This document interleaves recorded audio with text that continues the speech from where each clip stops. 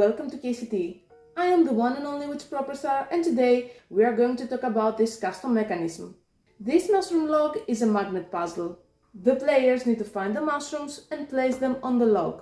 The sequence doesn't matter. So as you can see in the beginning, we have an output. As long as the magnets are in place, the puzzle is solved. The output generates 12V DC for magnets, lights or relays. The input also needs 12V DC for the device to work. The mushrooms can be replaced by any magnetic objects. Lastly, the prop isn't based on a controller but on a relay. That means that you don't have to make any programming. If you have any further questions, don't hesitate to contact us here. You can find on our site more custom builds, automations, mechanisms and equipment for your escape rooms, or place your custom order. We have our base in Greece, but we ship worldwide.